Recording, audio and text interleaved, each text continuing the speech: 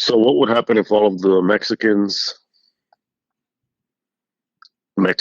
with quotes, Latinos with quotes, Hispanics with quotes, Latinx people with quotes, what if all those people were to magically disappear in a type of brown rapture, brown with quotes?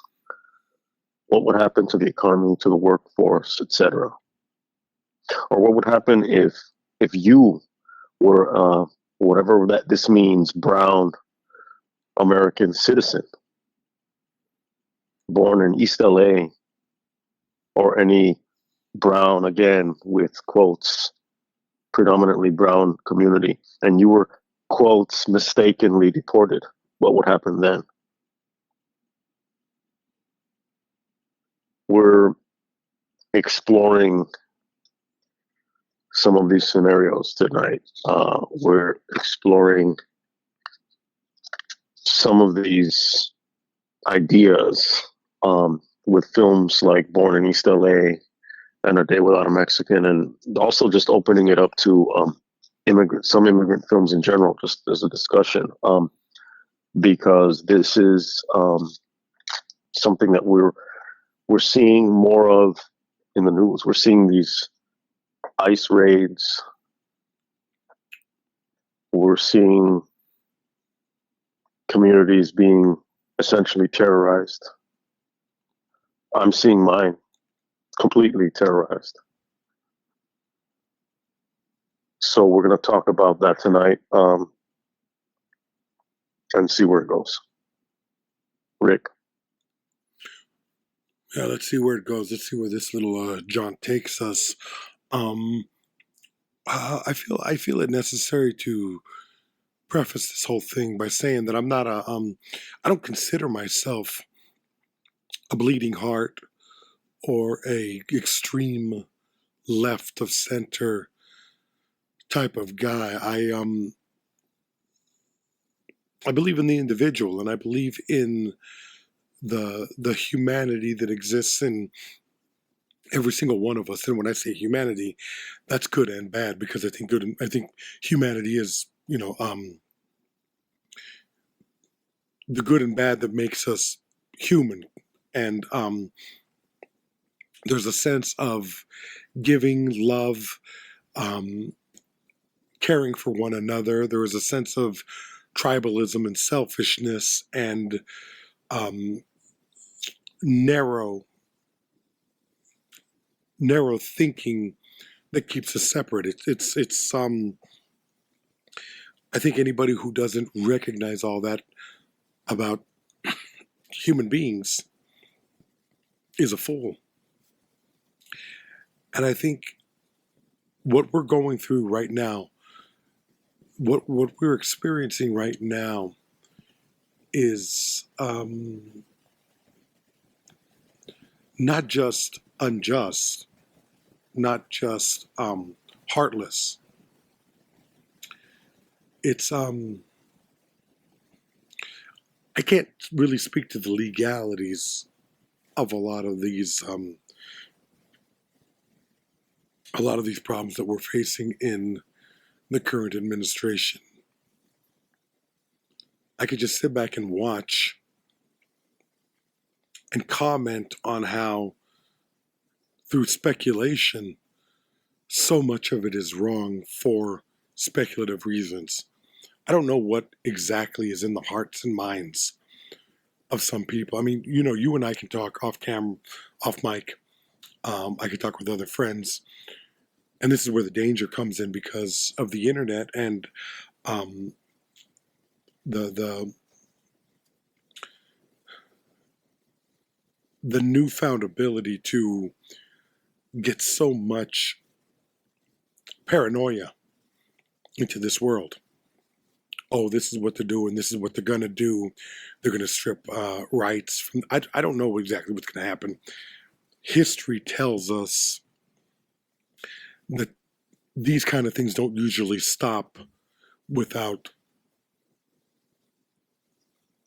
the people standing up for themselves and without there being some kind of acknowledgement, even years later, of the sins of one group of people against another. This sounds like a long rambling, and maybe it is, but I think the controversy and the problems going on in this country at this moment is a long rambling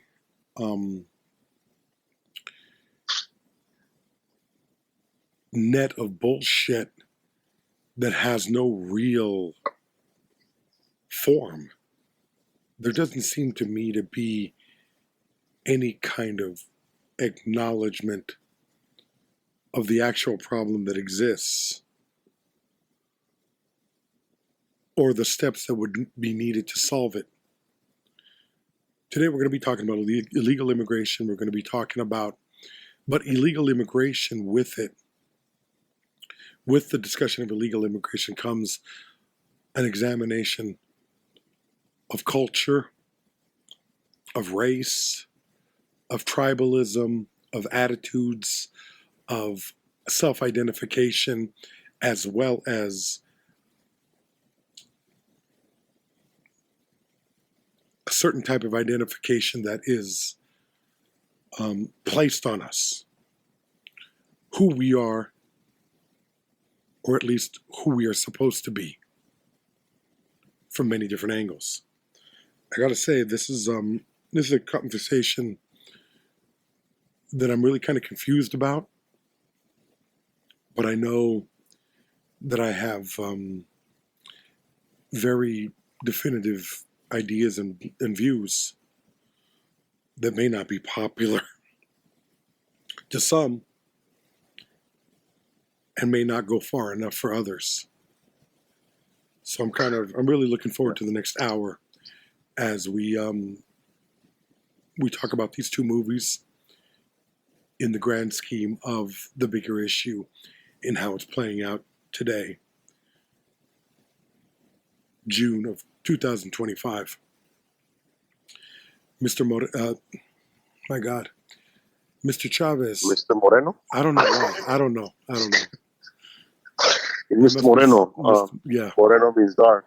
Oh, wow. Yeah. Mr. Chavez. Number one, what is your relationship? Okay. The original. And then this is when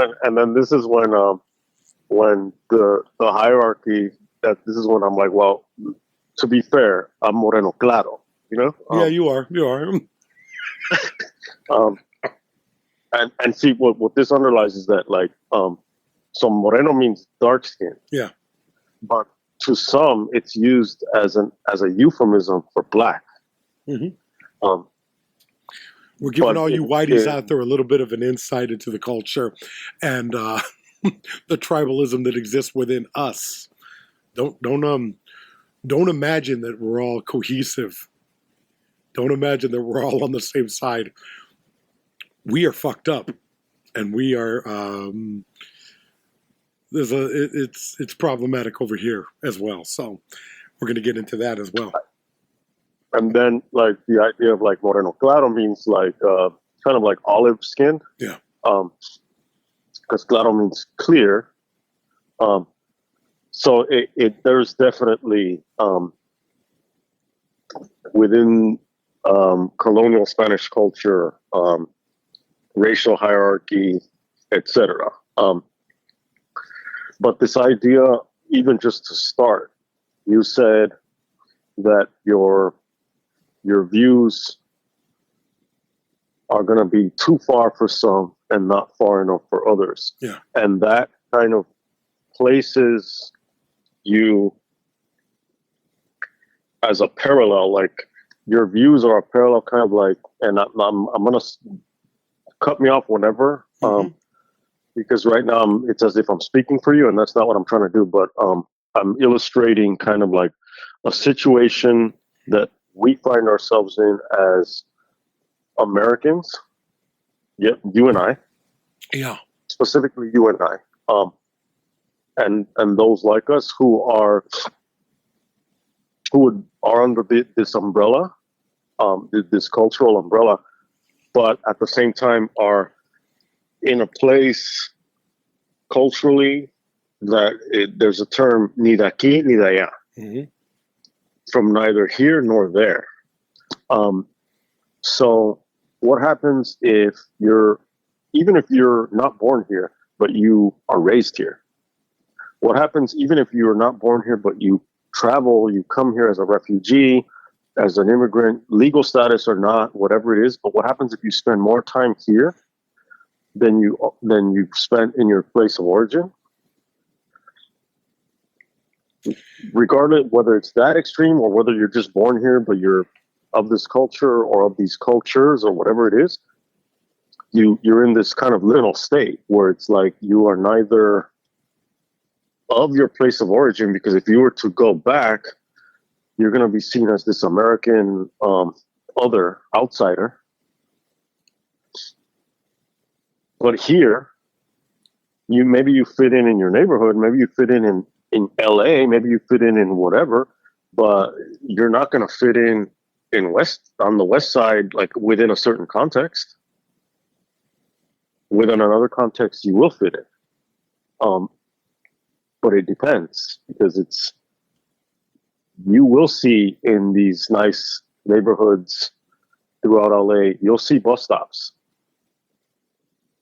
Well, why are there bus stops outside these super nice homes that have these long ass fucking driveways and these gates and all this and that? Well, people work in these places, and either they drive up in trucks, and this is a stereotype, but at the same time, this is there is something behind this.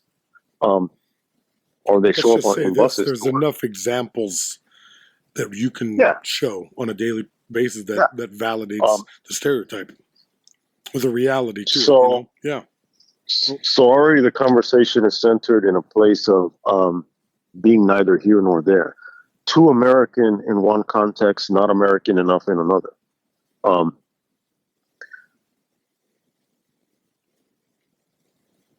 You get the labels. And I started it with, and it's all about the quotes, because it's kind of like, well, someone else is going to label you. I used to have a friend who was from Cameroon, West African guy. And one day,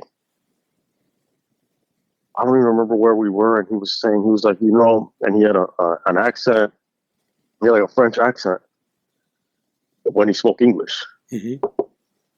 And he was like, but it was like his own kind of accent, right? And he was like, this is good that they see us talking, because this is like an example of like a white guy talking to a black guy, and it's very important to see the culture and for people to get the example and blah, blah, blah, blah, blah. And I was like, wait, hold on. You lost me somewhere. Hold on. I think I know exactly where he lost you. And he was like, huh? I think I know exactly where he lost you, but please. Well, of course, yes. And I said, wait, what? And he said, I said, repeat that. And he said, yeah, like, the white guy talking to the black guy. And I was like, wait. I was like, I'm not white, though. And he was like, sorry, but you're white. And it like my head exploded, because it was just kind of like, it's all fucking context. It's all fucking perception. To a black West African dude with a French accent because of fucking colonialism, Muslim, because of colonialism, like, it's crazy. Yeah. Put me in another context, and another black person might be like, honey, you're black. Or another person is going to say, put me in Morocco at the airport, and they're going to be like, Moroccan passport. And I'm like, I'm American. And they're like, Moroccan passport. And I'm like, I got to go home. Like, I'm leaving. it's all perception. Language. Going back to ni de aquí ni de allá. What happens now if you don't speak Spanish? What happens if you're Cheech Marin or Cheech Marin? You're born in East L.A. The whole film, the premise of the film is he's this East L.A. Chicano dude. It's mid-'80s film. He talks it, he walks it. He's supposed to meet his cousin at his place of work at some factory, probably in fucking Vernon or somewhere along Santa Fe, like going towards downtown. And he gets caught up in a raid, an immigration raid, and he gets deported. He had forgotten his wallet at home. So now, some brown dude, American citizen, American born, non-Spanish speaking, is deported to Mexico.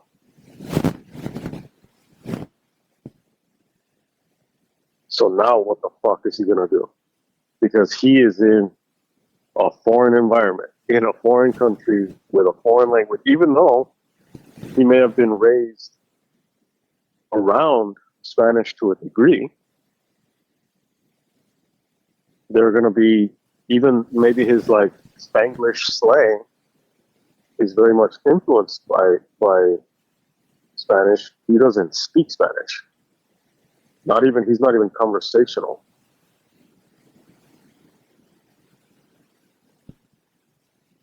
We're seeing American citizens being detained because this is, like you said, off mic, like this is a net. This is a fucking dragnet shit. Like people are just grabbing and then they're figuring it out later. What about Abrego Garcia? Like, already judge said cannot be deported. El Salvador, right? To that fucking crazy ass prison. Now he's back, but he's in jail because now it's this, these other charges. What happens if you're that person? Then there's a level of, well, I'm not that fucking person. I was born here. That's not going to happen to me. I speak English. I speak English very well. Well, what happens if, and people say this, well, due process is only for citizens. Well, how do you know that you're a citizen? Well, because of due process. Well, now we're in a circular argument. Without due process, you can't even ascertain if you're a citizen. Or, ICE can't ascertain that. Yeah. And do they care? Do they fucking care? Because this is a racist project to begin with. Then it's just like, oh, well, this is just, they're only going to go after criminals. Well, well, that's technically correct, though. They're only going after criminals. They can defend that because anybody who is in this country illegally is technically a criminal. That's not taking into account the humanitarian aspect of it. That's not taking into account the people that come over here to work shit jobs that people here don't want to work, who get low wages, live in cramped living situations, pay taxes because, your check is going to be taxed no matter what, and are not afforded any kind of true services except for maybe schooling for their children and maybe emergency hospital situations. But it's like, technically, ICE is doing what they're saying. You know what I'm saying? First of all, there is a distinction because, and there are distinctions. I'm not a lawyer. You're not a lawyer. No. But there's a difference between a criminal offense and a civil violation. Absolutely. But illegal is illegal. And that's their attitude. That's their belief, which I think is bullshit. Fine. You know what I mean? Fine. But if they grab you without due process and they detain you Mhm. and you're not allowed a phone call and it's a violation of habeas corpus, it's a violation of your civil rights, you're not allowed a lawyer. If they tackle you because you're a big guy, they're going to be like, oh, we got a big one. Tackle this motherfucker. I mean, they'll tackle that. You've seen them fucking tackling like elderly people too. Yeah, I know. So then, now, however many days later, they're like, oh, fuck. We got to catch and release. You know, we got to throw this one back. Now what? It's like, well, you didn't commit a crime. They committed a crime. Yeah, but to go back to that originally, because you said habeas corpus, due process, their argument is, and I've heard them say this, Of course. those are only applicable if you are a citizen. Which I think is but that's not what the Constitution says. You and I both know that. But you're not dealing but they're warping this shit. Of course they are. They're changing it and they're interpreting it in a manner in which it services their needs.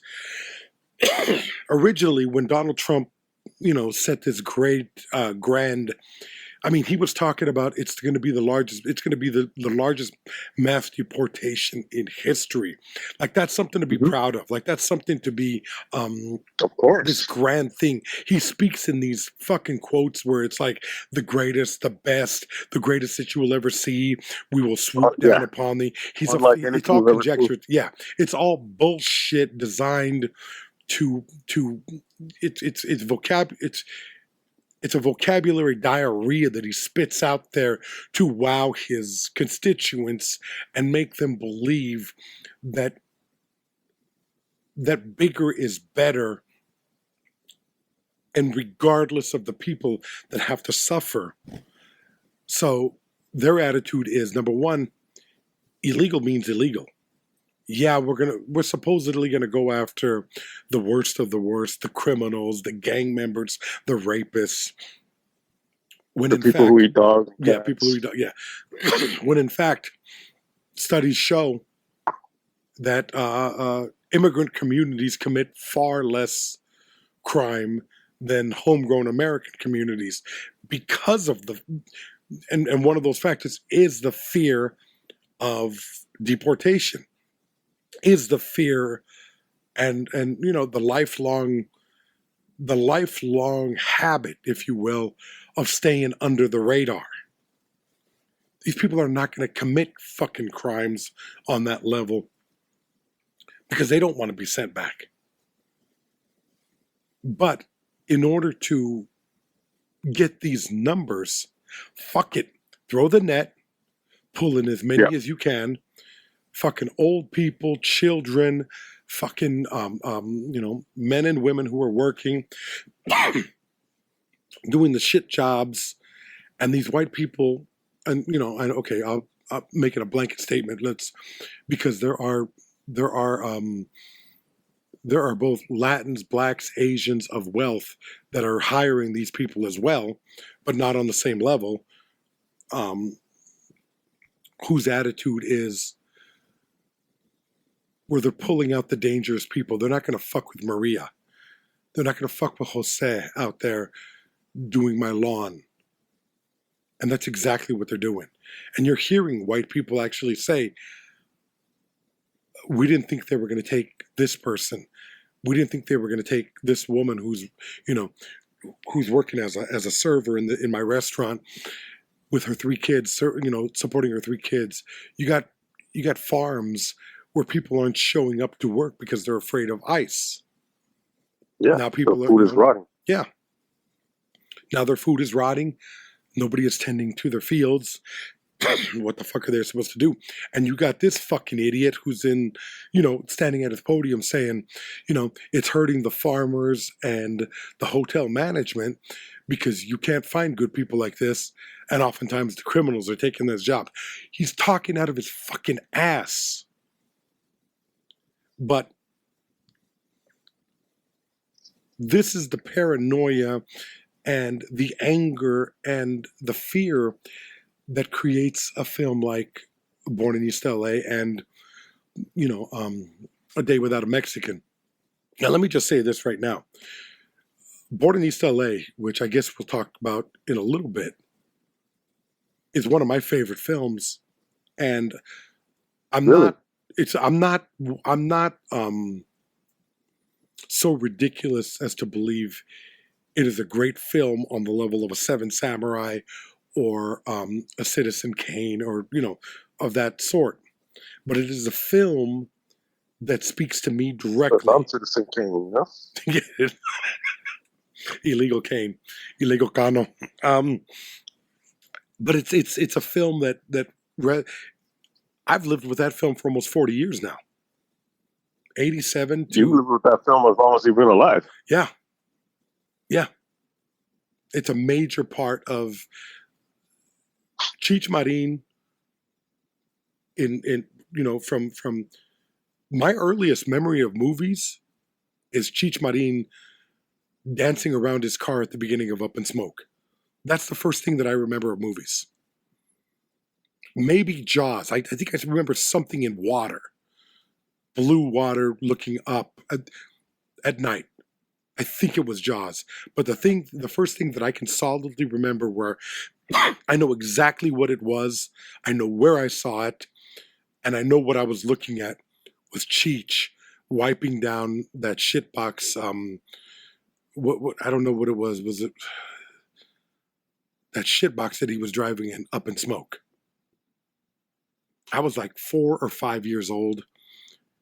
And that's the thing about Mexicans. We grew up watching that shit. And it was all about getting high and getting laid. Our parents didn't care that we were watching it. It's so weird. It's so strange. But it's my earliest memory. Cheech Marin is my earliest memory of That's great. in film. And I'm not imagining that. I'm not bending the history. This is what I remember. I remember him dancing around the car and my mom laughing hysterically. I think more than just him dancing around the car at the beginning of Up in Smoke, I remember the effect that it had on my mom. And the laughter was something that would continue with me as I got older and the importance of it. So we watched. Yeah. You can see the psychological. Oh yeah. If you really start paying attention and break it down, yeah. Yeah. And I told him that when I met him. I told him I met him at a fundraiser one time for a comic friend of mine, and we talked a little bit about Up in Smoke and Born in East L.A. and just one of the sweetest guys I've ever met. One of the nicest. He was high, but he was very nice. Now, we contrast that with, I believe his name is Sergio Arau. And his, I think, 2003? Four? Was it 2004? Something like that. Something like that. 2004. A Day Without a Mexican. Now, this is a movie that I had avoided. I had actively avoided this movie for 21 years. And once again, you forced me to do something that I don't want to do. But in service to the show, I understand the importance of it. And it lived up to every bad expectation that I had of it. You already expected when it came out that it was going to be horrible. Yeah. And it was horrible because it was one note. It was obvious badly acted, badly directed, shot on video. Although I can't fault, but it was ugly. The framing was ugly.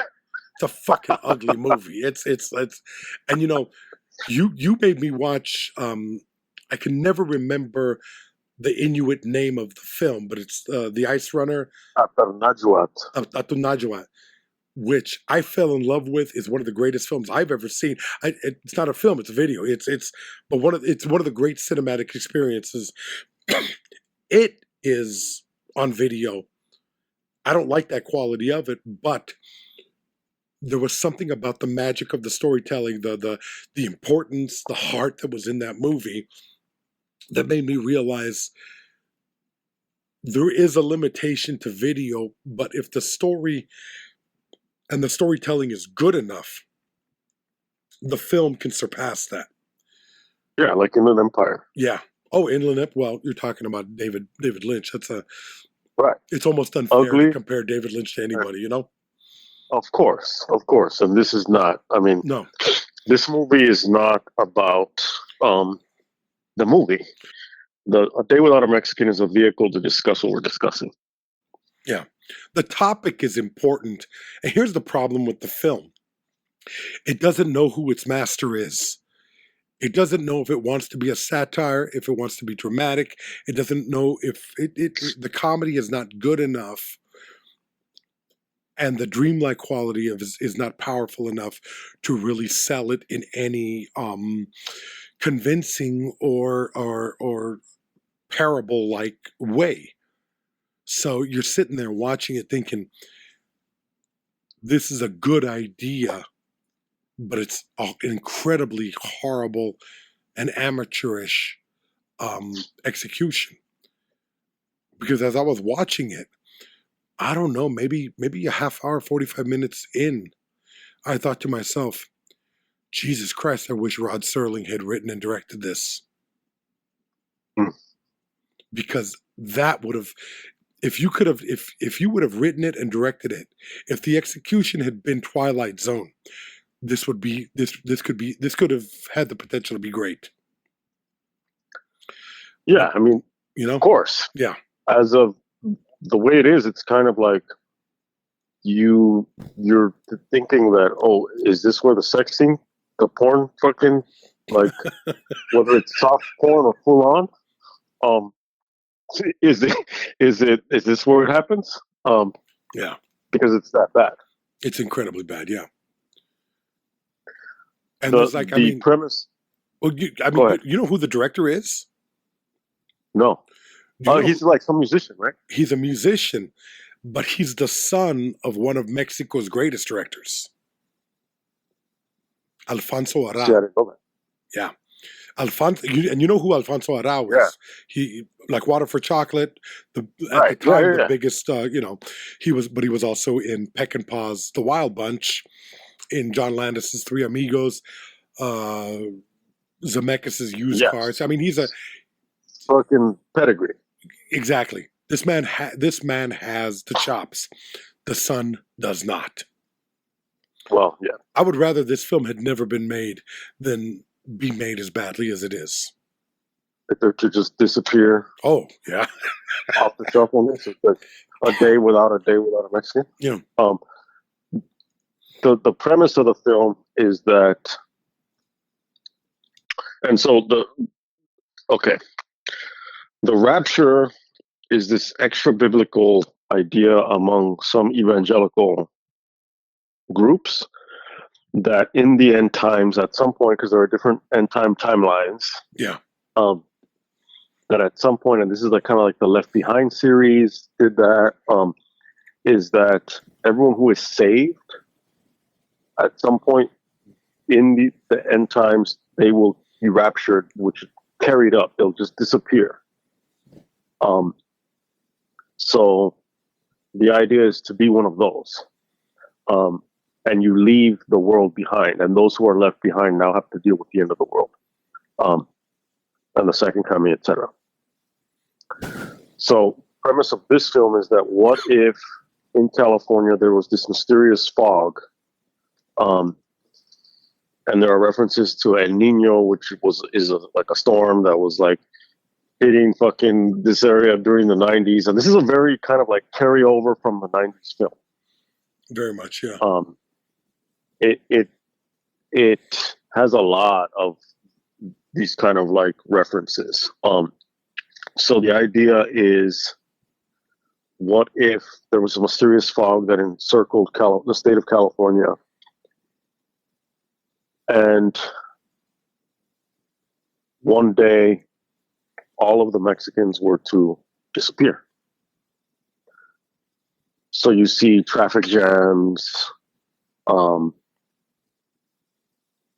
typical shit like that. Your vacuum cleaner is left running because the tia or the grandma or the mom or whoever, the housekeeper, whoever it is that's running the vacuum cleaner, just disappears. Candles, votive candles are left burning unattended. All of that. So the idea of the film is to showcase the Spanish-speaking, predominantly Mexican and Central American immigrant impact on the workforce and the economy, specifically in California. And, agriculture being one of the huge pillars of California's economy. That now it's, California is, we talked about this last time, the fourth, I think it moved up to the fourth largest economy in the world. Mm-hmm. California, the state of California. So if you were to remove California from the union, that would heavily impact the U.S. economy. So the point of the film is to do it in a satirical way, to showcase the racism, to showcase the paternalism, where it's kind of like, oh, like you said earlier, like Maria, but that's not. I didn't think this is gonna why would they come after Maria? She's almost like a member of the family. Or like in Born in East L.A., where his boss or whatever, his white boss in Mexico is like, you're almost like a pet. Jimmy, yeah. and so it's these layers of racism, where it's almost like you have to put it into the context of the way Malcolm X described it, is you have the field Negroes and you have the house Negroes. Mm-hmm. And the field ones, it's kind of like, well, we need them, but they're more expendable than the ones that we've allowed into our home, that are now, for all intents and purposes, members of the family. They keep shit running. They're the ones that, and that film shows the daughter. There's a politician mm-hmm. who is a racist fucking politician. It shows the wife, the fucking desperate housewives of fucking whatever city. And the daughter who has more of a connection with the fucking señora of the house, not the señora like the wife, but the señora like the one who's maintaining the house. Yeah. Who is not only in the role of either housekeeper or executive housekeeper at that point, basically, if there's more staff, nanny, and basically more mom to the kid than the mom, executive assistant of the home, because that lady's running the whole house. Yeah, she is. Because whatever the man is doing, he's doing his career shit. The mom is doing her lifestyle shit. Yeah. Well, she got to keep it tight, Yeah. Well, yeah. She's got to she's got to be the trad wife who's not tradding, you know? Yeah. If anything, she's predominantly there so that she can incubate white babies. In the model of the fucking Handmaid's Tale J.D. Vance edition, that's kind of like what their purpose is. And so this film, which is a shitty film, is there to show that, and it builds up on that impact to the point of, by the end, and I'm spoiling it because fucking, you know, by the end, you ain't spoiling shit. Yeah, well, by the end, the only spoiler is that it's an idealized ending, a happy ending where shit gets so bad that those who have been left behind are finally happy that the Mexicans reappear, because now shit can get back to normal, because now it's brought back into balance. Yeah. And it's very 90s in the sense that it's a early to mid 2000s films, but there are things. Born in East L.A., for example, it's part of the overall vibe of 80s East L.A. Influence and culture. I'm doing this tangent to get back to what I was about to say about the 90s, but in the 80s, East LA very much just in culture and pop culture, and especially through cinema. Think about the 80s is fucking Edward James Olmos. If you're going to think about like East LA or LA, it's going to be very much that decade is like, it's him.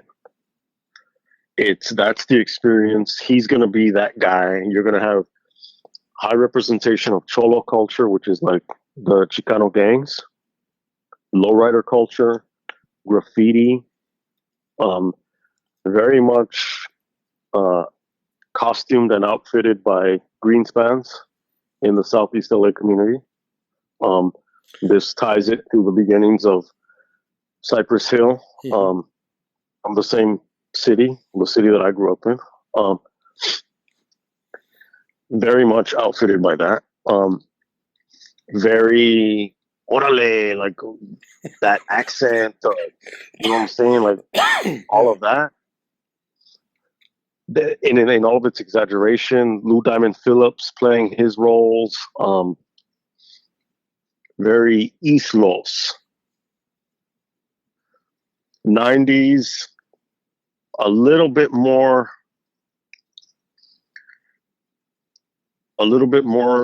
ragey, a little bit more Rage Against the Machine. These kind of these bands that are coming out of also Motley, Quetzal, Quinto Sol, Slow Rider. These East LA bands that are more repping different elements of the culture from East LA, East LA college, Cal State LA, Mecha, kind of. Tell them Mecha though. They're not going to know Mecha. Mecha is like an organization on campuses that is very Chicano based, and ones that are like Mexica movement that are more kind of like brown power movements, and others similar to them that are very much about pointing out the colonial history. Very much like I'm playing with the language, challenging the language. You know, you would see T-shirts. You would see like, I'm Mexica. I'm this. I'm not Hispanic. Hispanic means, and then it points to Iberian Peninsula, the Spanish who are seen as colonizers. Um, I'm indigenous. I'm this. I'm that. Kind of a parallel to Chicanismo. Coming with, you're seeing a lot of name changes in the communities. You're seeing a lot of African American like neighborhoods. The street changes to MLK. Yeah. Brown neighborhoods, the street changes to Cesar Chavez. Yeah. Chicano activism. Brooklyn became Cesar Chavez. Brooklyn and East L.A. became Cesar Chavez. Yeah. Century, a little bit on my side, becomes MLK. And so there's more of a swirl of that happening in LA during the 90s. Do you remember a show called Culture Clash? Yeah. It's interesting that you bring that. It's interesting that you bring that up because that didn't play in Arizona. I don't think it played in Arizona, but in Chicago, when I was living in Evanston going to school, I think that show did 2 seasons, maybe 1. But it was a Fox Network show, kind of like an In Living Color, kind of like a Saturday Night Live. And it would be like Friday or Saturday night. But it was Fox, but it was in syndication. It was weird. But my buddies and I used to watch it and used to laugh our ass off. I liked it. I like Culture Clash. Those guys, those guys are funny. And I remember that there was it's really interesting because my freshman year, we had a Chicano theater company, a Chicano theater group, Chicano Secret Service. They came to Northwestern. And, you know, the 6 or 7 Mexicans that were there, we went and watched and we had a good time. We laughed with the guys. But that's the first time that I had heard of Culture Clash because they told me about that. And then it was on Fox. And it was this weird period where there was supposed to be this you know, they've been talking about a Latino explosion for the last 40 years. And it's never really happened. It's somewhat happened with music, but it hasn't taken, there was Cheech and Chong, and then Born in East L.A., and when Born in East L.A. came out, Stand and Deliver came out at the same time. And so that was supposed to be some kind of like Latino Renaissance, and it never happened. A few years later, Edward James Olmos would make American Me. Taylor Hackford would make Bound by Honor at the same time, which I tried to watch last week, and I had to turn the fucking thing off. I know a lot of Chicanos love that movie. It's fucking horrible. It's fucking horrible. The 20 minutes that I saw was an embarrassment. Yeah, it's all blood in, blood out. All those movies. No, American Me is actually good. American Me is actually really well done, and it feels authentic. Yeah, no. I'm not saying the quality of all of them are the same. I'm saying like all of these are part of the same genre of the Cholo movies, the brown, Mi Vida Loca, all those types of films. And to a degree, Mi Vida Loca, Mi Familia, My Family, all that shit. Some of them are good. Some of them are incredibly bad. But the point that I'm trying to make was there was supposed to be this. The fact is that Hollywood has never figured out how to. They've never figured out how to write and produce product for the Latino community. And part of that is because we are so diverse and so broken up. And part of our fault is there's so much animosity and anger towards each other. Mexicans don't like Guatemalans, don't like Salvadorans, Puerto Ricans don't like Mexicans, Mexicans don't like Puerto Ricans, nobody likes the Cubans. Central and South creates America. All these like, I mean, the Argentines are the snobbiest. It's all these different stereotypes, and it's and in boxing, you know, Julio Cesar Chavez was big in the 90s as the boxer, but then you had the East L.A. Golden Boy, fucking Oscar de what's his name, Oscar de la Hoya, and you get, and then there's like Puerto Rico versus Mexico when it comes to boxing. There's a lot of fucking different regional shit. There's a lot of factionalism. But There's it all this comes idea down of to like, tribalism. of course, It's you going back to what you feel comfortable and safe with. So with Day Without a Mexican, I watched that and I'm embarrassed at how badly it is, how badly produced it is. But it doesn't have a centralized viewpoint. It's too broad, it's too all over the place to tell a story that it's trying to tell. it's kind of like this episode. It's kind of like Let's be honest. All of our episodes, all of our fucking episodes go all over the fucking place. I mean, there is obviously a through line, but a lot of these communities we even were talking about are also diverse, and it's like, your experience is not the same as my experience. No, not at all. My experience is not the same as my wife's experience, and my wife was not born, but my wife grew up like a mile away from me. But I feel a connection to your wife that is different than my connection to you as a friend. Because it's in the sangre, that's why. Yeah. whatever you want to call it. No, I mean you grew up around Mexicans and your best friends are Mexican. Among others. Yeah, among others. But I mean, like with me, my I also grew up next to gypsies. I also grew up with white people. You know what I mean? Like, but so that's us. It's like, but that's specific to. I mean, everybody has their own story, but like the first time that I got really fucking drunk and shit faced and introduced to a lot of bad shit was Koreans, Northwestern, the fucking Asians who are supposed to be this model minority group were the biggest fucking drunks that I had ever met.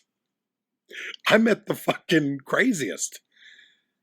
In addition to the Filipinos, and then coming to L.A., being at the Comedy Store, which was white, versus the Mexican East L.A., Montebello, La Puente clubs and bars and shitholes that I had to play, where I remember a club in Montebello where everybody was doing very Mexican jokes, they used to call them fideo jokes. Now, if you don't know what fideo is this stringy sopita. We call it sopita, which is, I don't even know how to describe sopita. Sopa means soup. Sopa means soup, but we don't call it, but sopita is not soup. We never looked at sopita as soup. It's a type of soup. Yeah, but sopita. And if it has fideo means noodles. Yeah. So it's this type of very thin noodles. Well, it's like, so people could understand. It's like angel hair. It's angel hair. Yeah. The best way I can describe it is angel hair noodles cooked almost like Spanish rice. That's the best way I could describe it. Yeah. Okay, so and obviously different. Someone out there's gonna be like, that's not how my mom made fucking sopita. Yeah. Fuck you.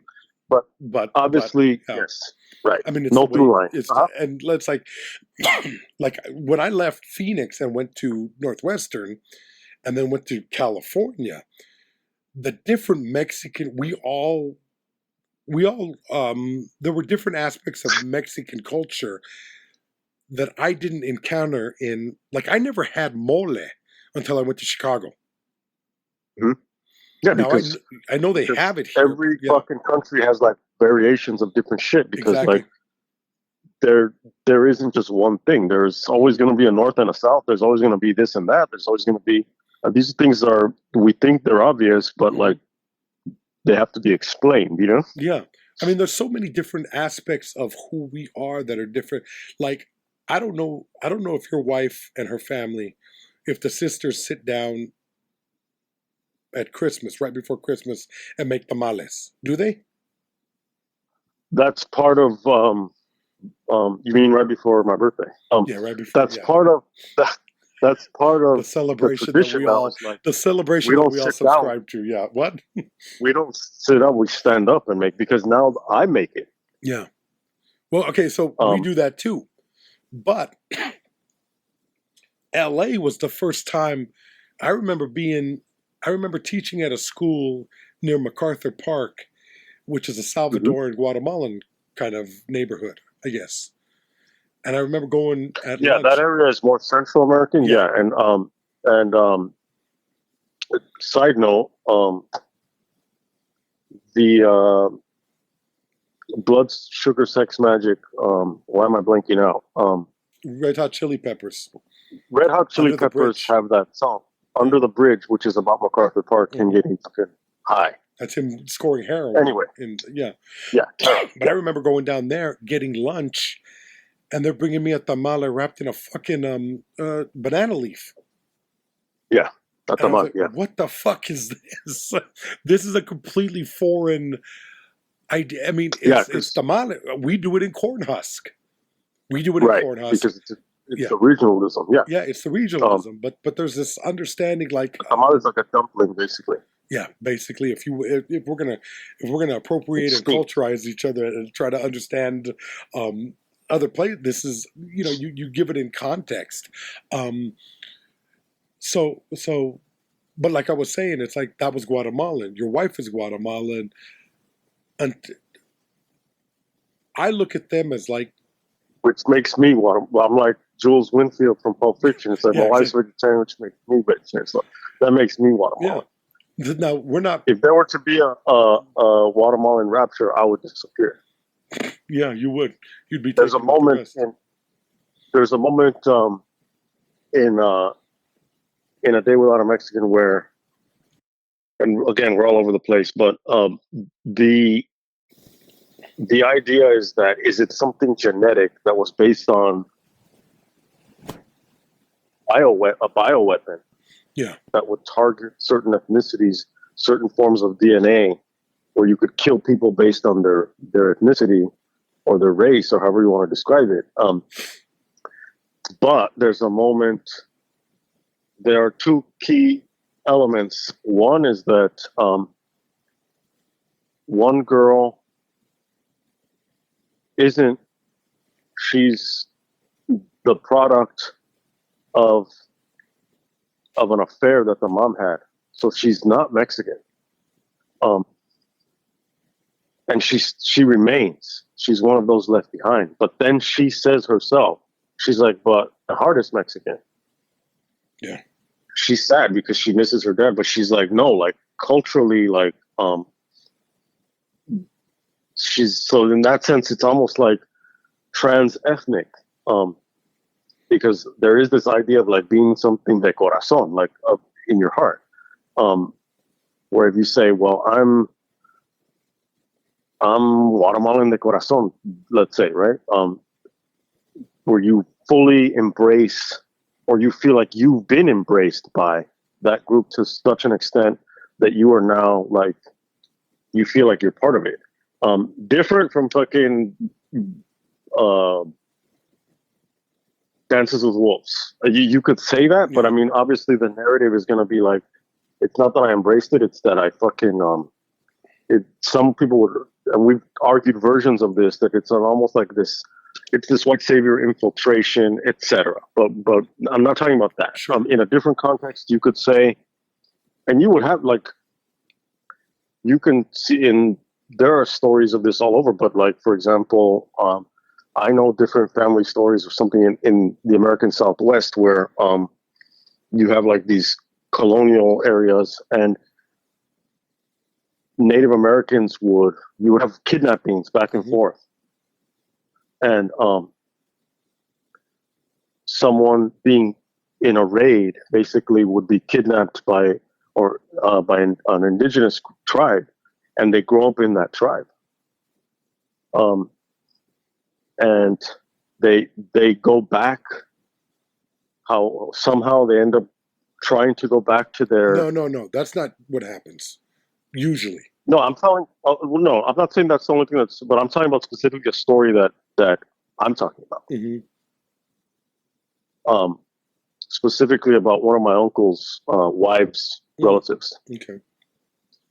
Um, So, and then you can tell me about what happened, like other things that happened. But I'm talking Yeah, about the more stories that I've heard. specific. Yeah, go ahead. Um, so one of my uncle's wife's ancestors or whatever, kidnapped, grows up, comes back and tries to connect with his people, supposedly. But those aren't his people anymore, and goes back. So I mean, go ahead and say whatever you're going to say. But what I'm Well, it's saying is very that, similar to that. Whereas, yeah, there would be raids. The natives would, I guess you'd call it, they would massacre a family, but they would take the children, raise the children, because they would do that amongst each other as well. Tribes would attack one another, take the children, and raise them as their own. So there were many instances of whites raised with native tribes, white but or Hispanic too. white or Hispanic, yes. But oftentimes, white religious groups would hear of the white Indian, Oh yeah, yeah. and they would Yeah. feel it a duty to go and save them from the savages, and they would No, I'm glad you re-kidnap bring them. this up. Yeah, 100%. Yeah, so they would kidnap the child back, and by that time, the child was either a teenager or a grown woman or a grown man. Oh yes. Try to repatriate them, basically. Right. But the new native, I guess, would be disgusted by the culture that he or she were being repatriated to, and would run back or die trying. So Yeah, it's a and then a matter. lot of this stuff Yeah, those are the would stories happen that like I had during the read. Comancheria and like times of war between either white settlers um, or the descendants of colonial settlers in the Southwest, Yeah. in the American Southwest, against the Comanche and other groups. Yeah, in these periods of war.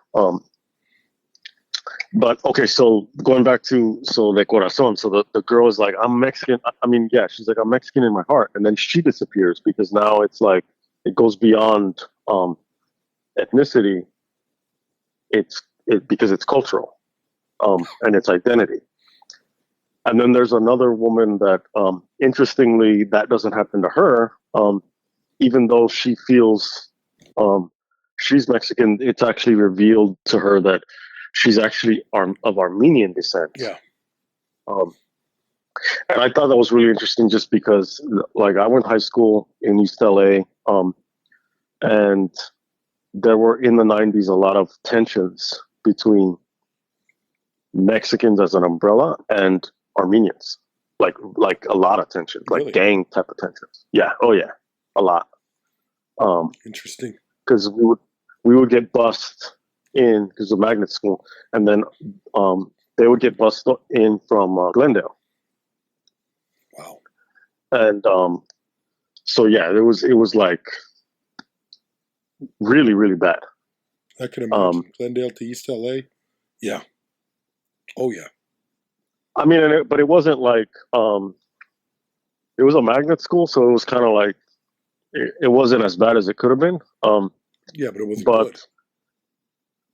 I mean, there was potential for a lot of violence. Well, that's the thing. When you bring two different groups together, there's going to be bullying. There's going to be protection of what you feel is yours versus these outsiders that are coming in, and it doesn't help that the people are talking about the invaders, and the people that are coming in are talking about, we need to take this. So it's like it's the truth of the matter is that culturally we have a major problem coexisting, because it's always the fear of a loss of power and a loss of standing. And I mean, a lot of people don't even understand that East L.A. used to be a Russian community, right? There are different broken up areas. Like Yeah. it's different waves of immigration changed the outlook of not the outlook, but it changes the look itself of any place. And that's why you have things like the Great Replacement theory, that says immigrants are coming to replace, quotes, white people in the United States, or let's say in Europe. They're saying, well, these Africans and these Middle Easterns and these Pakistanis in London or wherever, they're coming in and they're going to bring in these Muslims. They're going to bring in Sharia law, and we can't have a theocracy in our society because that's horrible. So let's go back to the Bible. And it's an issue that, I mean, in Europe is going to collapse, because Europe, of course, has always been this one cohesive culture, right? I mean, it wasn't like there were like all these different empires and different city-states. No, there's always been a unified Italy, and there's always been a unified Greece, and there's always been a unified this and that, and then there's always been the European Union, and there's always been European civilization, and there's always been, and it's like, no, there hasn't. These are concepts, these are constructs.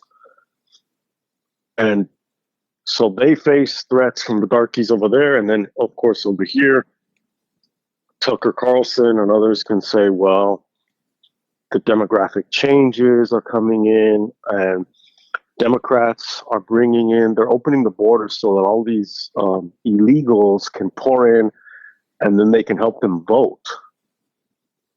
And they're having all these babies, and because this is a deeper, more racist side of it, which is, and it's not like necessarily mainstream, but there is that element of like, this is why we have to protect the family. The blood. This is why, and it's always been protect the blood. Exactly. Well, Trump himself said, like, they're poisoning the blood of our nation, and this goes back to Birth of a Nation. This goes back to the animalizing, so to speak, of black and brown and others when it comes to men. And this isn't only black and brown. The U.S. has a history of fucking ever since the Pilgrims fucking came. They've been fighting immigration. Yeah. Ever since, I mean, and the Spanish colonies before that. Whether it's fucking Alien Sedition Acts, Know Nothing Party against Irish and Germans because they weren't white yet. Chinese Exclusion Act. Fucking Depression era, Japanese internment camp or concentration camps, if we're going to just be real about it. Fucking Operation Wetback in the 80s, which is actually a thing. Oh, you forgot the Bracero program back in the 40s. Yes. Fucking Prop 187 in the 90s. That's another one. And going back to from there going forward into post 9/11 fucking restrictions on immigration from Muslim countries, the whole build a wall, Muslim ban, ICE raid, Trump era shit.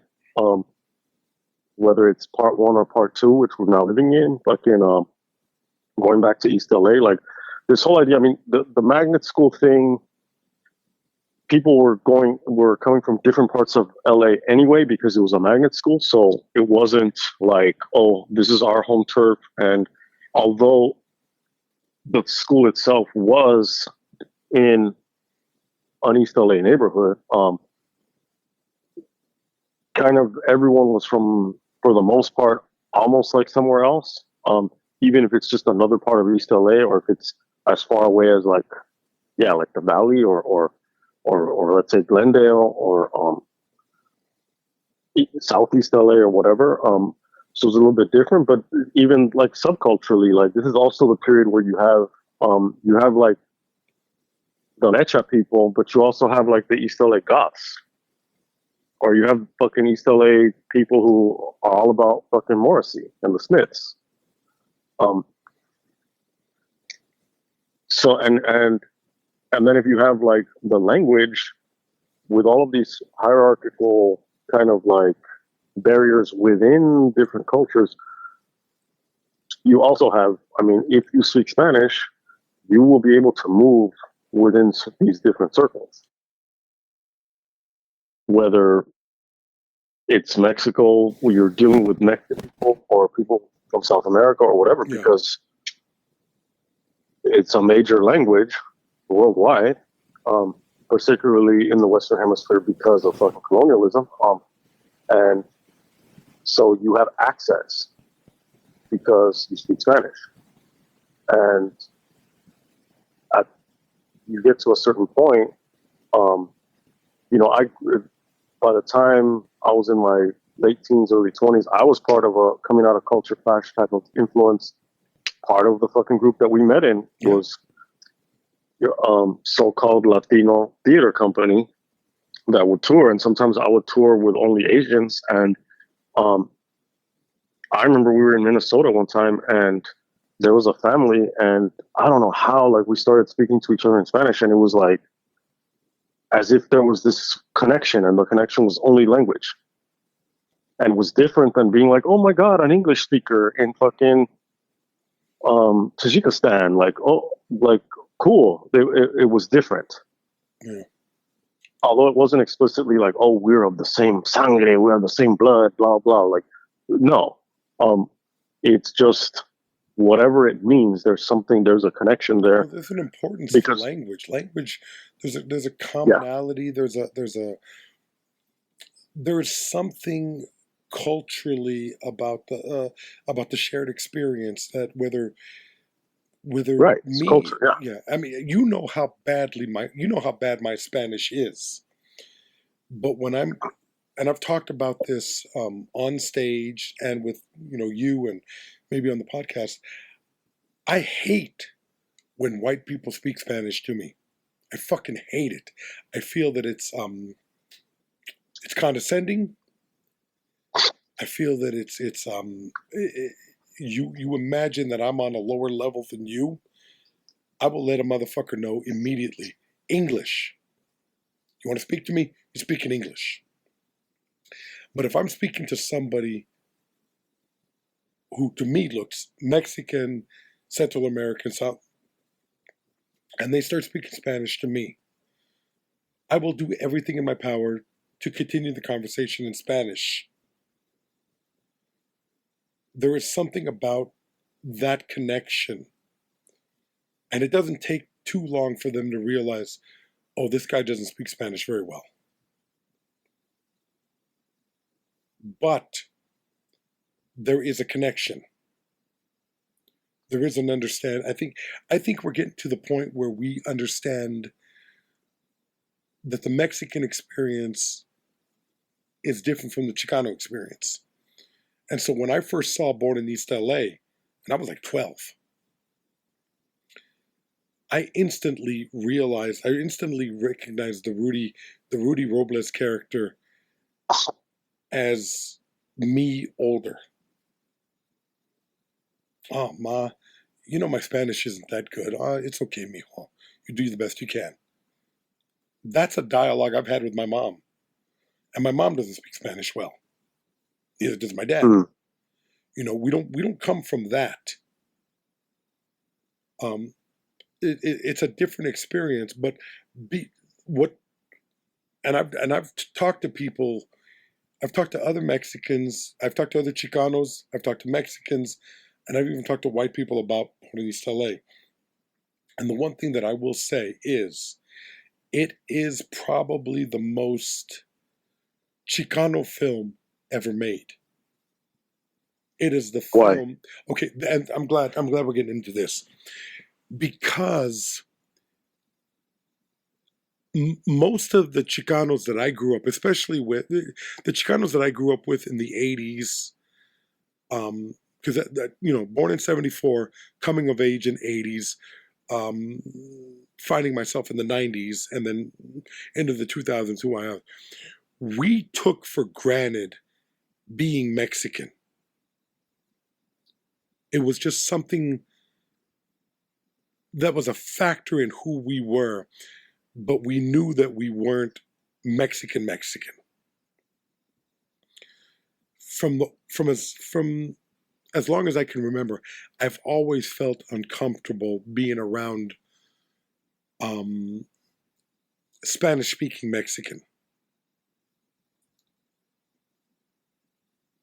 And Rudy finds himself there, but is forced back into the culture by virtue of being deported. And what ends up happening is he rediscovers something about himself, about who he is and where he comes from, never at the time becoming fully Mexican, but I think recognizing that part of him. That would happen to me when I went, and it's going to sound silly to a lot of people, or maybe it's a stretch for me, but this is honest how I felt. I was a substitute teacher for like 11 years, probably 12 years if you take into account my Phoenix years as 12 and a half years. Oftentimes, they would put me in bilingual classes, and my Spanish had to get better. The best that my Spanish ever was, and it was ever that good, was when I was teaching, and I was teaching bilingual classes, and I was being forced to speak Spanish. And the kids would speak Spanish to me, and I would speak Spanish to them. And I would grow in my understanding.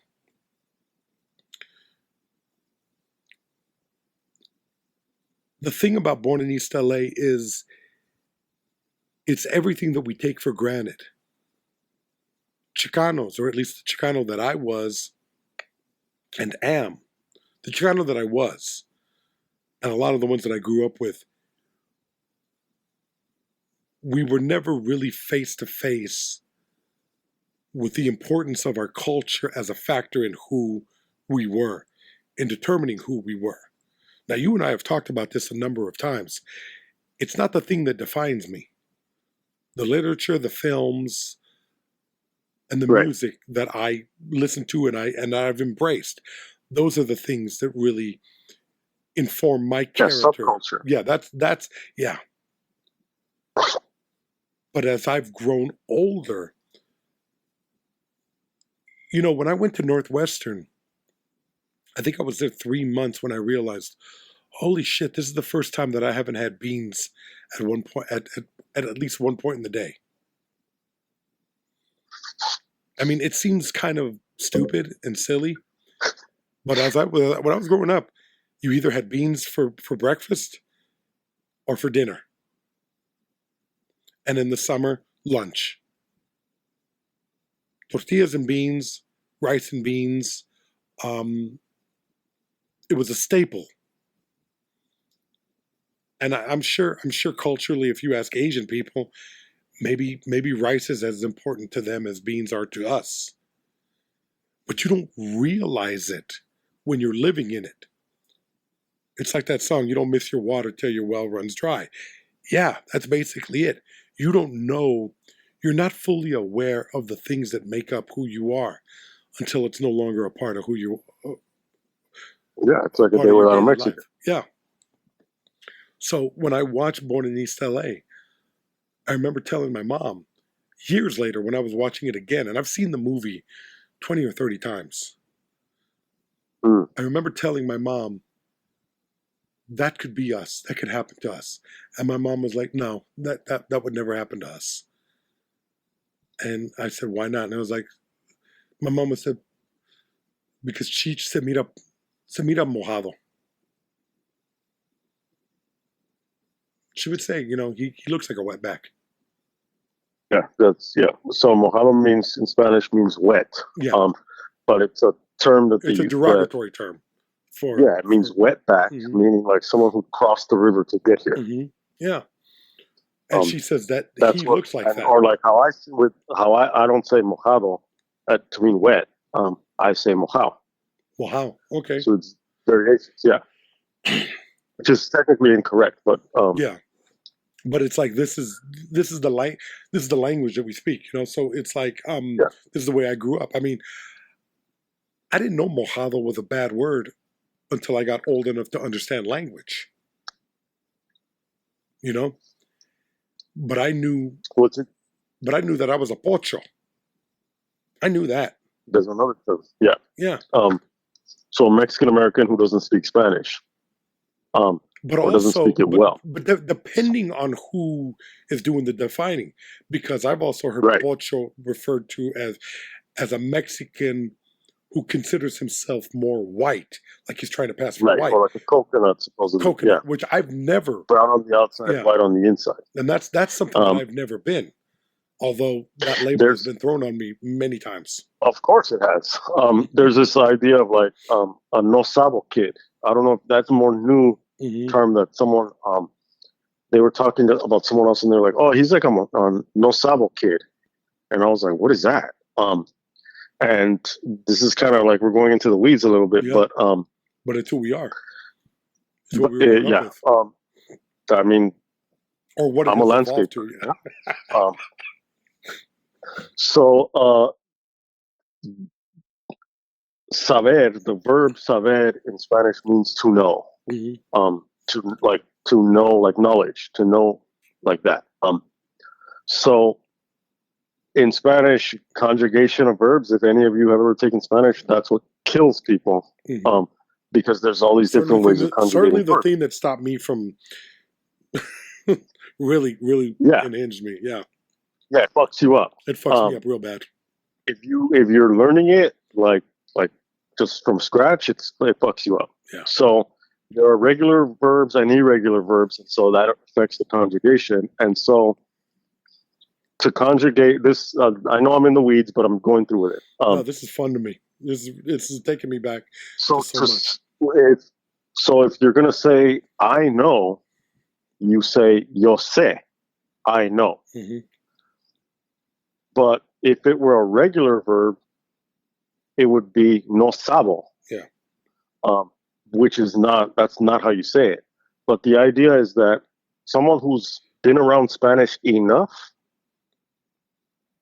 but they don't speak it, they know enough of it that they would conjugate it incorrectly with the expectation that it would be like a regular verb versus an irregular verb. And when that girl told me like about another coworker, like, oh, he's like a no sabo kid. And I didn't make the connection. I said, what is that? And she was like, like instead of saying no sé, they say no sabo.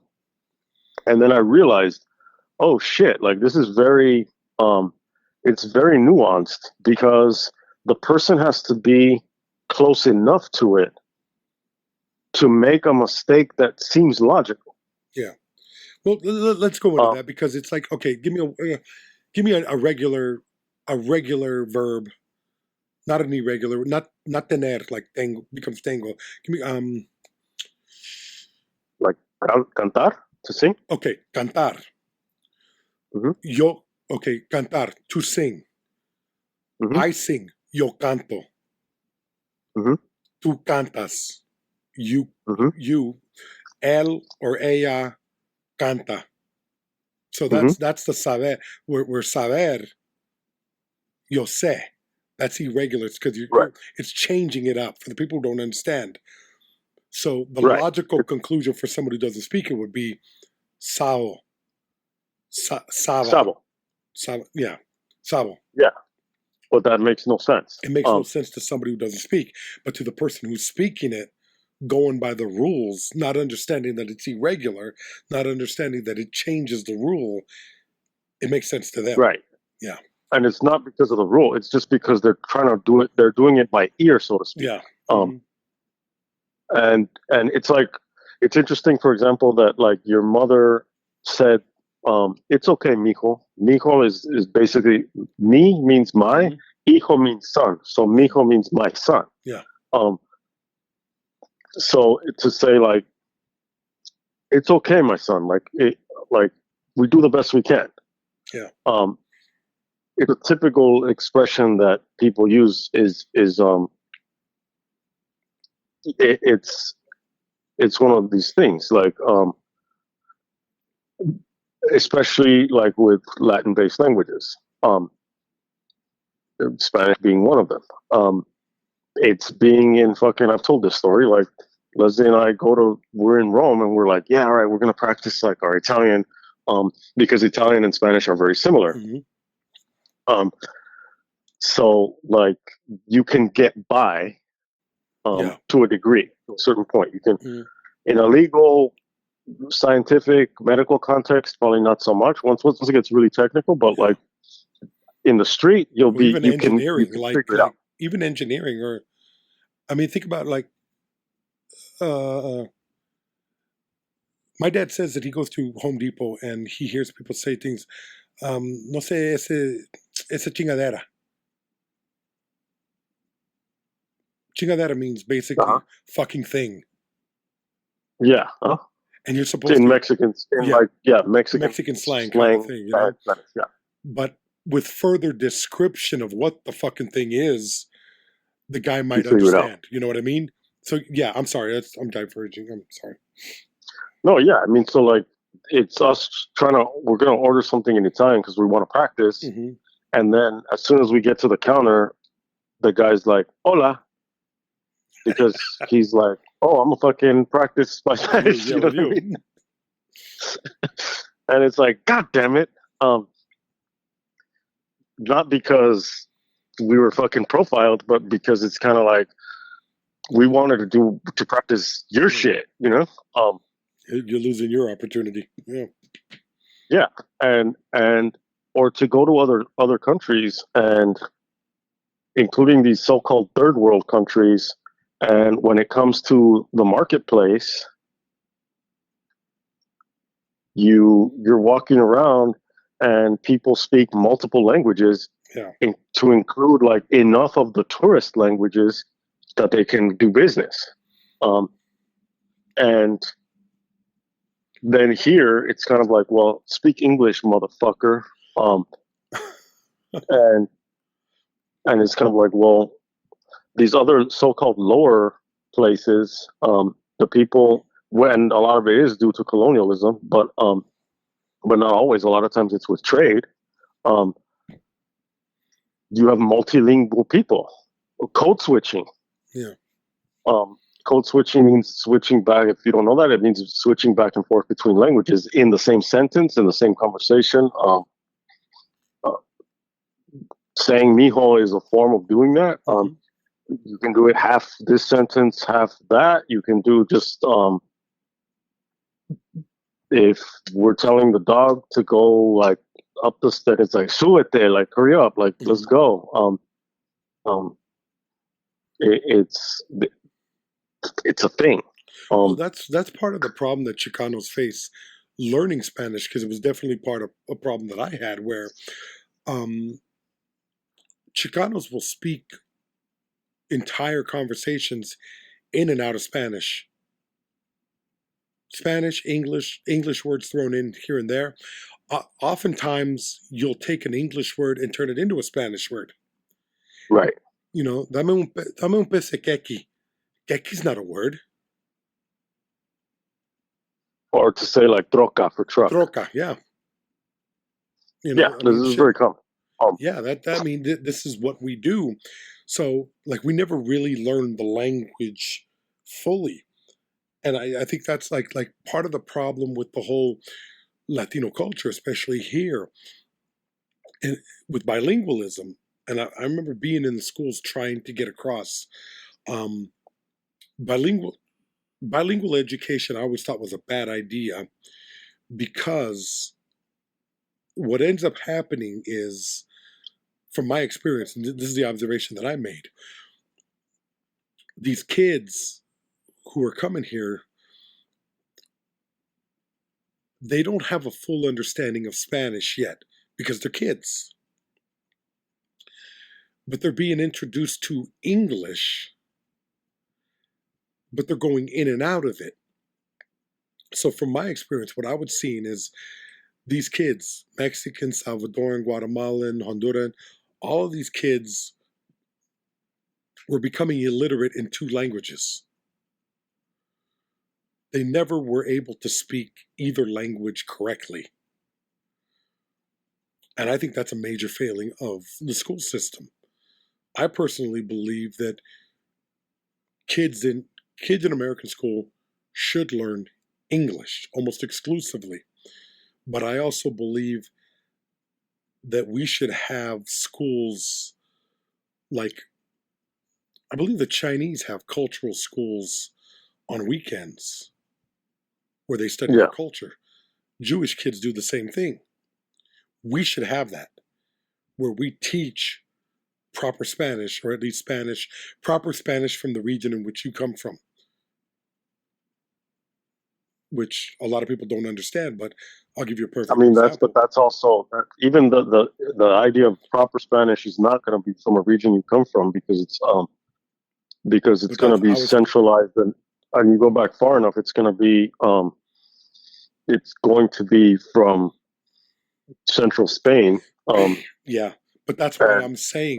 And you could have someone, but you could have someone from southern Spain saying like, "Well, what about my dialect or my regionalism or my?" That's the thing. That's why I'm saying I'm being specific to the region that you're from, because I remember my dad coming to the Comedy Store with me. We were going to a show on the Strip, and my dad met Joey Diaz, and Joey Diaz is Cuban. He starts speaking to my dad in Spanish, my dad speaking to him in Chicano Spanish, and they're going back and forth. And I'm picking up every other word.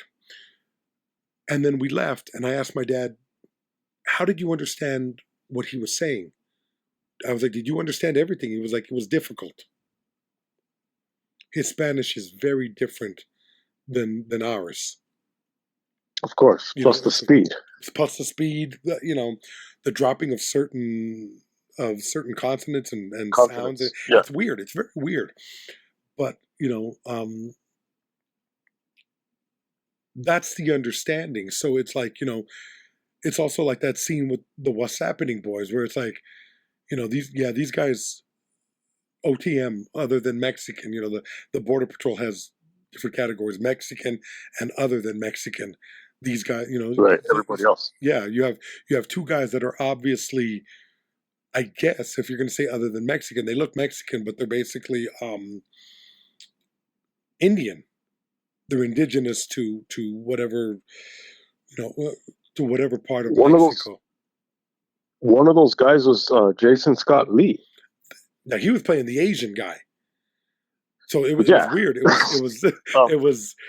There were 2 guys that were very like Chinese, and then Jason Scott Lee. I think is he Filipino or Chinese, or what is he? I don't know his. Right? The reason why I'm bringing him up at all is because it's like you have films. Hold on, because I have another point. Let me jot this down. You have other films, for example. Dragon, the Bruce Lee story. Yeah. He plays Bruce Lee. And it's a huge immigrant story. Yeah. It's this immigrant story of an American, Bruce Lee, an American, who's also Hong Kong Chinese,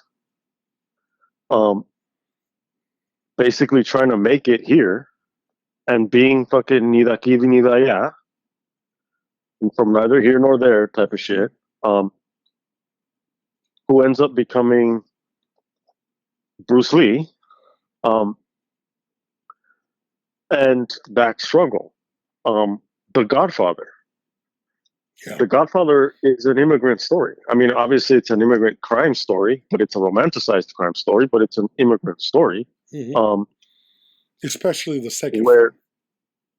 Especially the second film, but even when in the first one, when Michael goes back to Sicily, there's that, and it's very specific, and it's very specific because it's Sicilian, which is distinct in its dialect and in its culture, and in the hierarchy. Because if you go to fucking remember the scene between Christopher Walken How could you forget and Dennis Hopper Yeah, in True Romance. what's the name of that film? True Romance. True Romance.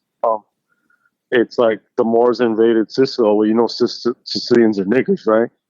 I mean, because that's the idea, is that the Moors are black versus the Moors are Berbers. Mhm. You know what I mean? Yeah, but look at the source on that. We can't ignore that either. Of course, but it's always the source. Yeah, we don't have to mention it, but yeah, the source screams volumes. Yeah, but regardless of what the source is, there's always. Let's sidetrack again. Fucking Morocco. Like in Morocco, you say the differences in schools and stuff like that. So on the news, you'll get modern standard Arabic. So that it's an Arabic form, that it's the modern version versus a classical Quranic version. The modern version, you get it. So across countries, you can understand each other in the Arabic speaking world, which is very broad. In the Quranic context, you're going to get classical Arabic. On the street, you're going to get the street Moroccan, like the local Moroccan Arabic. In some areas, Berber languages, indigenous. In government papers and in school, French. In the northern parts, a lot of times on the street, Spanish. There's al-aswad in Arabic means black. The Moroccan version of that is eziwa. Sometimes you'll see a black person passes and they'll say ezi. They're saying nigger. They're saying black. Eziwa. Aswad, al-aswad. Racism exists. I mean, like, Morocco is like Brazil. Like, you can get the lightest of the light with blue eyes and blonde hair, or the darkest of the dark. Like, it's one of those cultural places that has like everything in between. Yeah. Hierarchies. Going back to Godfather, Sicilian. When Michael goes to hide out in Sicily after, fucking spoiler alert, right? He goes to hide out in Sicily. He still needs a translator. He grew up with Sicilian. He grew up with immigrant parents. The all-American boy, veteran, but he goes, and that's when he really becomes the future Godfather, is because he has now gone back home, but he's still an outsider there, and he has to have his bodyguards translate for him. He can say certain things, but not everything.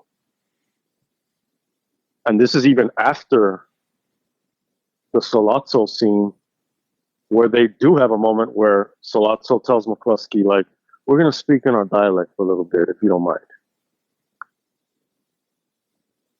And still, as he gains power in part 2, that fucking senator is like, with your fucking greasy hair and your olive oil, suits, whatever. Yeah.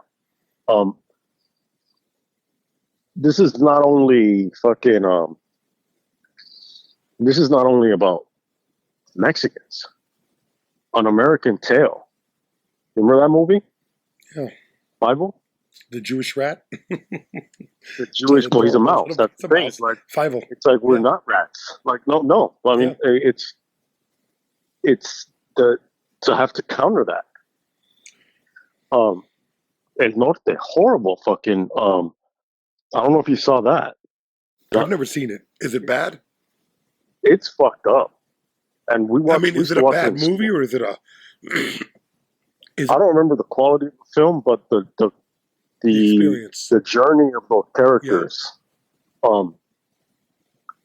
is, and these are indigenous Central Americans that they're having to pass through Mexico and to pretend to be Mexican. Mm-hmm.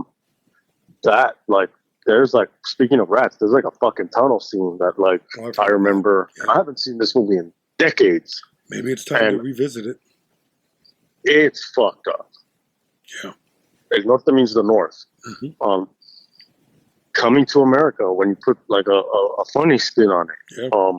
Joy Luck Club, the Chinese Experience, the Kite Runner post 9/11, right? Even like something like a Gran Torino, which really against the Hmong culture. I mean, there's a lot of films out there. There's a film that I want to talk about eventually called Man Push Cart. I think it's a Middle Eastern man in New York with a food vending cart. I think it's coffee. Yeah. And I think it's incredibly powerful. But the thing about it is what's central to all these films, what's central to Born in East L.A., and what I never realized in my actual life is the importance of America as a symbolic dream, regardless of the truth of America. And I'm not going to sit here and shit on America. I'm not going to sit here and say I'd rather live somewhere else. I like my life here. And I don't know that I would have as good a life anywhere else. I'm not one of those people. But it doesn't mean that I can't look at the problems of my country and comment on it. And when I watch this film, Cheech is, through comedy and being a comedian, he's able to tell this story and have us laugh at the ridiculousness of it, where you could take the silliness out of the film. You could take the charm that Cheech has in the movie. You could change it, and you could make this a tragedy. You could make this a drama. Of course. You know, spoiler alert, the woman would get sent back. He might be able to make it back, but the woman would be the love that he finds in Mexico with a Salvadoran woman. They could send her back.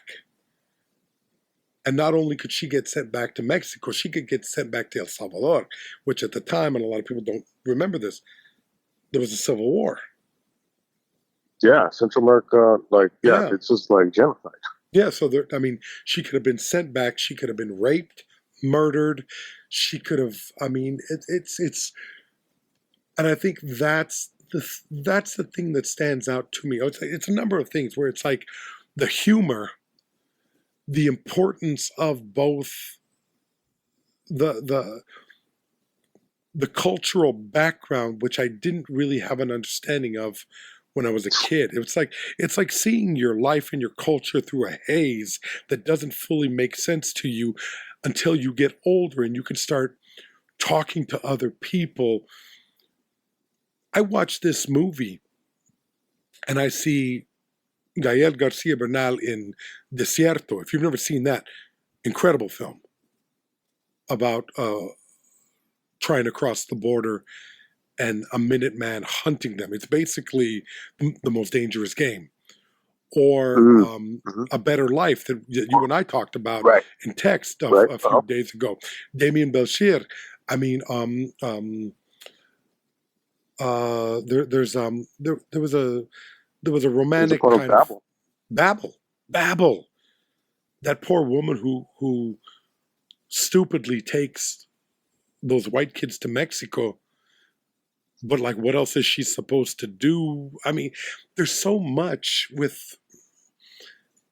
it's so difficult, this life. But you need to see it in the context of a story sometimes to have an appreciation that isn't readily available to you. I mean, that's the brilliance of film, is that it allows you to see someone else's experience, but it also gives you it opens your mind to the importance of your own experience in relation to that. And I know a lot of Chicanos and Mexicans who would say, this is just a stupid comedy. It's not. It's way more than that. It achieves that through the humor. Passports, green cards. Okay, your name is now Fernando Valenzuela. You hit, shit like that. It's silly. Right. Dodgers. Yeah, go Yeah. Dodgers, go Raiders. I think watch. Right. I mean, there are moments in there that resonate with me. And like I've said in the past, and you and I have talked about, it's the baggage that you carry into a film that that marks the experience. And without even knowing it, as I've gotten, you got to remember, 12 to 51 almost. This fucking movie's been living with me for 40 some years. And I've kind of been living it for the 50 years that I've been alive. Yeah, and let's hope that you don't fucking live the rest of it. I hope not. I hope not. But that's the thing. Yeah. And you started to talk about a better life. I cut you off with that. My babbling, but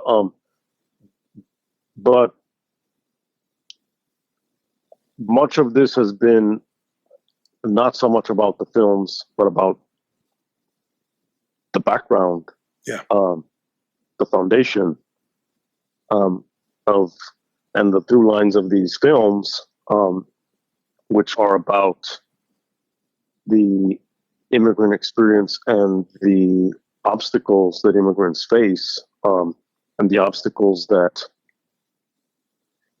we face culturally as Americans, as Americans in different forms, what we now face in terms of our own governmental overreach.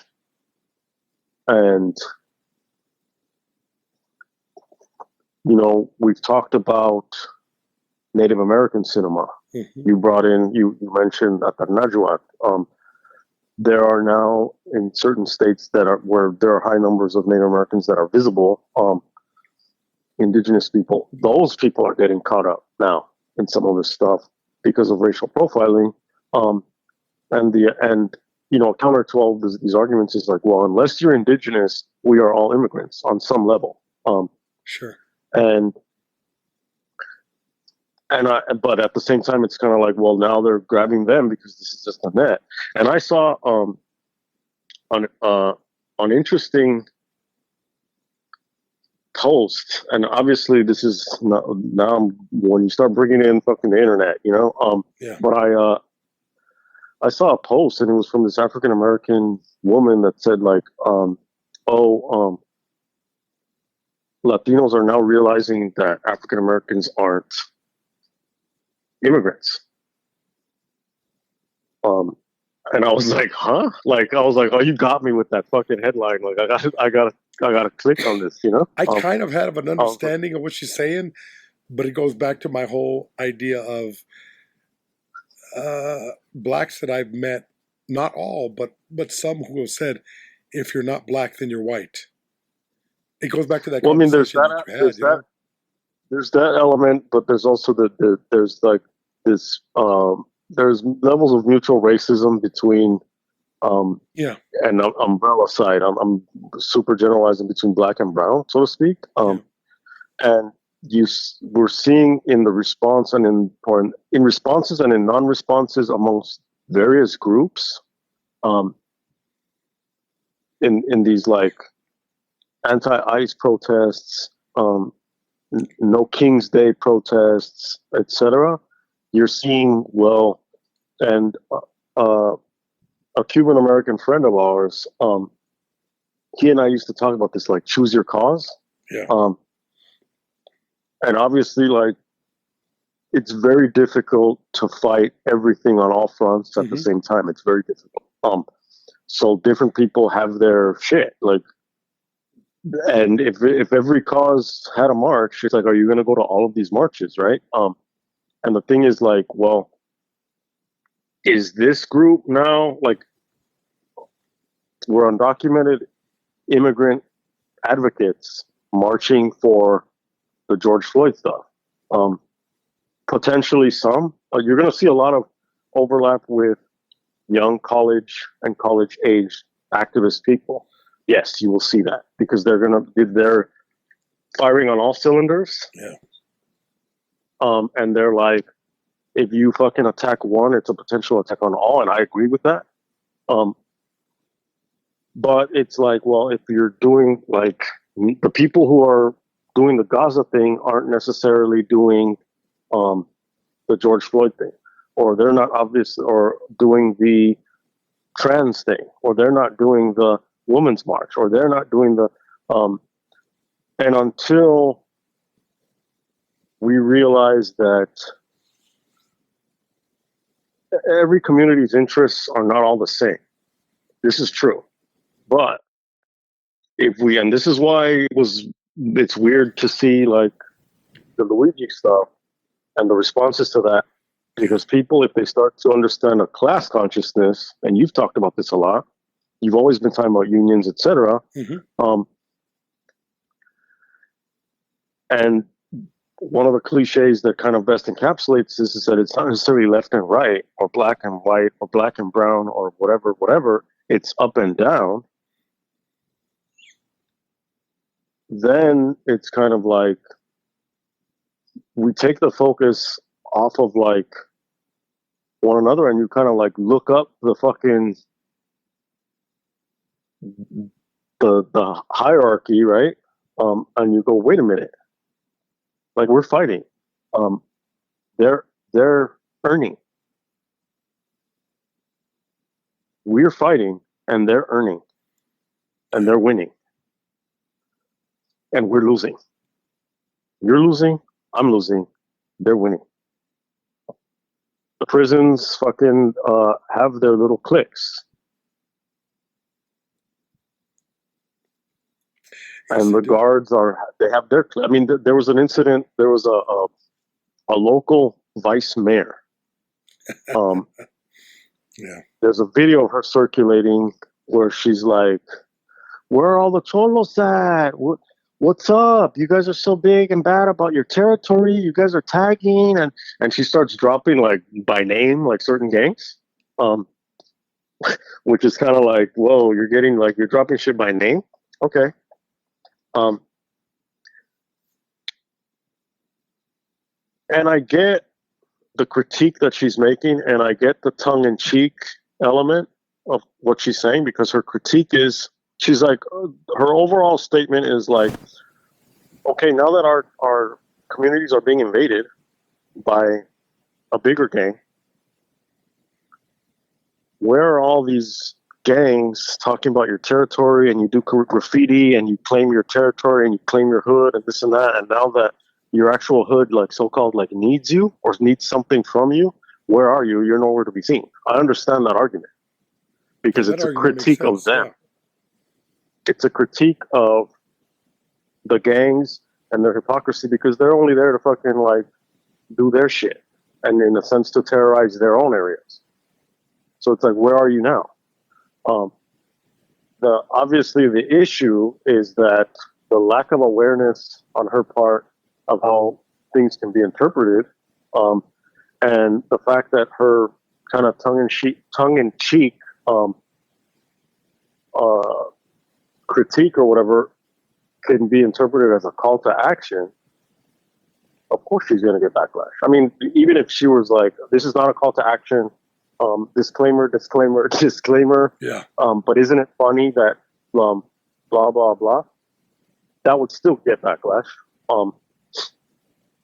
I mean, she would just get backlash because it's like, you're a woman, shut the fuck up. Like, there's that. Now you're a fucking brown woman, shut the fuck up, etc.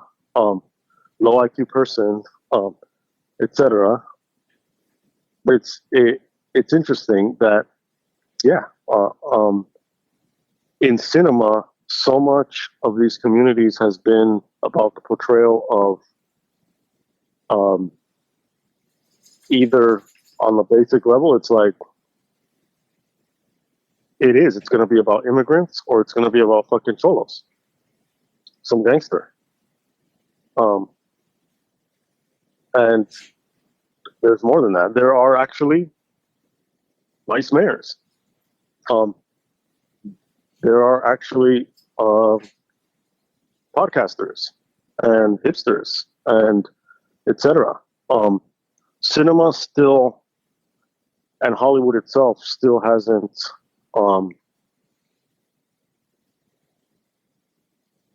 really gone past. I mean, on some level it has, but it's still such a thing where it's like, well, this is a type that we're casting, and this is what it is. It's RickRamos, funny Chicano guy. So you have to be this. You can't just be RickRamos, the fucking the lawyer, or RickRamos. It has to be, you're going to be an immigration lawyer in a movie. Yeah. Or if you're a cop, you're going to be, or ironically, you're going to be the brown immigration agent, which we do have those acting unironically right now,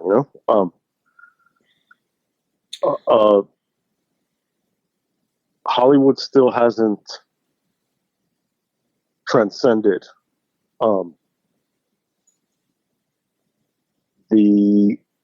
those stereotypes, obviously, and even the commentaries that Hollywood does in terms of films that come out, including the ones that we're talking about, they still, to a certain degree, are mired in stereotype.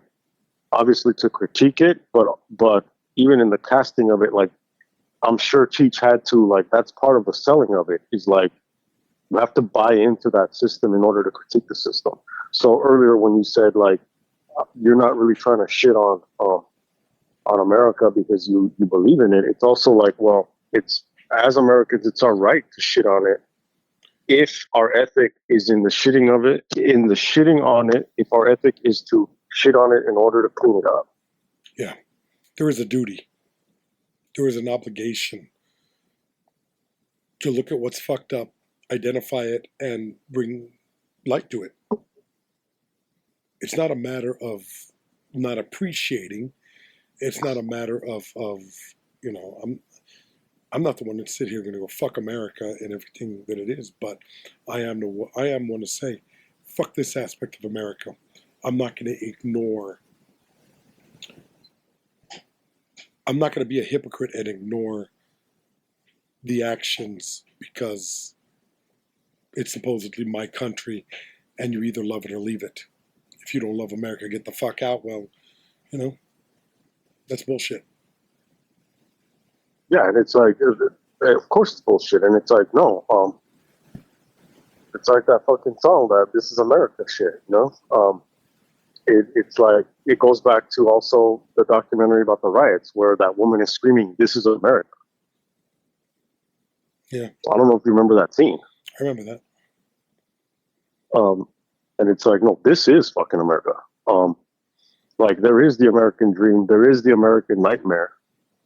There is the George Carlin fucking American dream fucking, because you have to be asleep to believe it. There is the big red, white, and blue dick fucking you in the ass.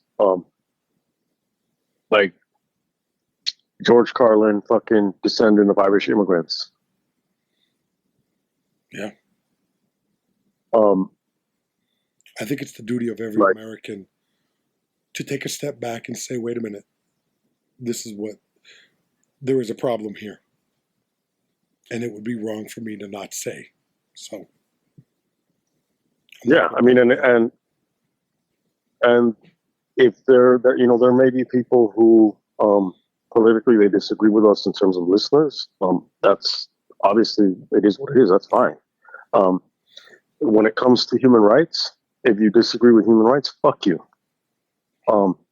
If you listen to this show and you disagree with human rights, fuck you. Don't listen to us. Sure. Yeah. We can obviously disagree on certain people things. That we interact. Yeah. I'm sorry? We can disagree on certain aspects of. Yeah, this is not a policy discussion at this point. No, we're talking about, you think it's all right. You're willing to look and see at children being pulled out of church, and kindergarten graduations, and to reach some grandstanding largest mass deportation in history. That's what you want it to be about. That's what you want the United States to be. I'm in agreement. Fuck you. The people who listen to us, the people that we know, that we interact with, obviously we are all, our culture, or one of our, because we are multicultural and multi-subcultural, is that we are film. And we don't all like the same kind of movies. And we don't agree on the same kind of films. And we don't listen to the same kind of music. And we all look different, sound different, act different, fucking behave differently. And we're all part of the same fucking group, which is the cinema group. And we're all in this shit together. And that's why we do what we do. And this is about cinema, but it's about what goes beyond cinema, because that's actually what cinema illustrates. And therefore, we're about it. We're fucking about it.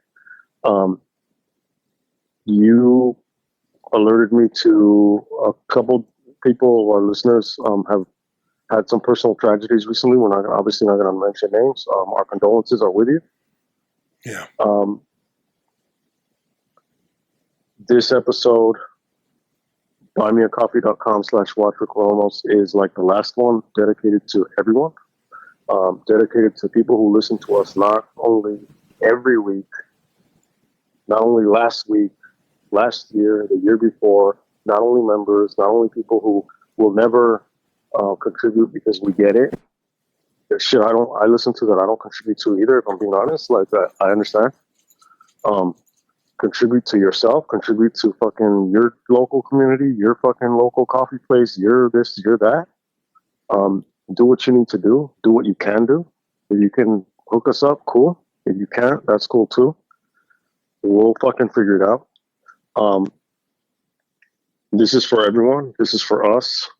This is for cinema. This is for the fucking those born in East L.A., those born in Mexico, those born in fucking Pakistan, those born in all of the places of the people who listen to us, including fucking Iran, including fucking Alabama, including fucking Eagle Rock, including fucking the state of Florida, including etc. The UK cinema it goes deeper than maps. It goes deeper than flags. It goes deeper than genres. It goes deeper than some subgenres. We're not trying to be cheesy. We're just speaking the truth. Till next time.